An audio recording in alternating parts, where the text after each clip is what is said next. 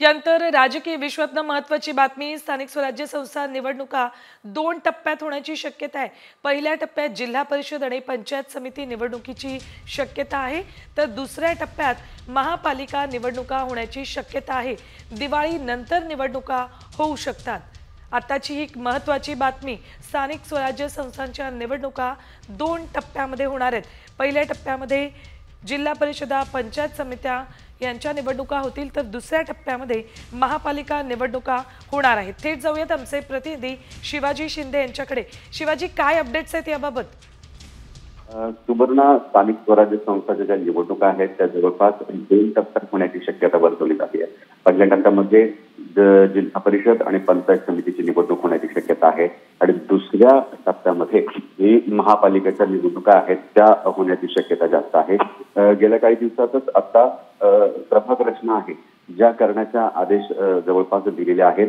Supreme कोर्टाचे हे आदेश आलेले आहेत.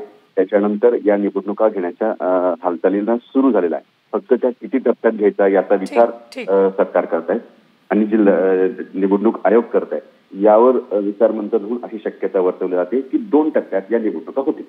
धन्यवाद शिवाजी या संपूर्ण माहितीसाठी. तर स्थानिक स्वराज्य संस्था निवडणुका या 2 टप्प्यात होतील असं सध्या तरी कळतंय. पहिल्या टप्प्यामध्ये झेडपी, पंचायत समित्यांच्या निवडणुका होतील, तर दुसऱ्या टप्प्यामध्ये महापालिका निवडणुका होण्याची शक्यता आहे. महापालिका निवडणुका मात्र या दिवाळीनंतर होणार आहेत. स्थानिक स्वराज्य संस्थांच्या निवडणुकांबाबतची ही महत्त्वाची बातमी. कोरोनानंतर स्थानिक स्वराज्य संस्थांच्या निवडणुका झालेल्या नाहीयेत, त्यामुळे 2 टप्प्यामध्ये महापालिकांच्या निवडणुका होणार आहेत. बघा, एकूण महापालिका आहेत 29. मुदत संपलेल्या महापालिका 29 आहेत. कोणत्या निवडणुका प्रलंबित आहेत आपण ते बघतोय.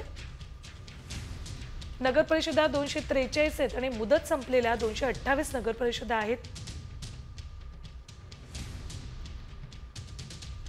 एकूण 142 नगरपंचायती आहेत, तर त्यातल्या 29 नगरपंचायतींच्या मुदत संपलेली आहे.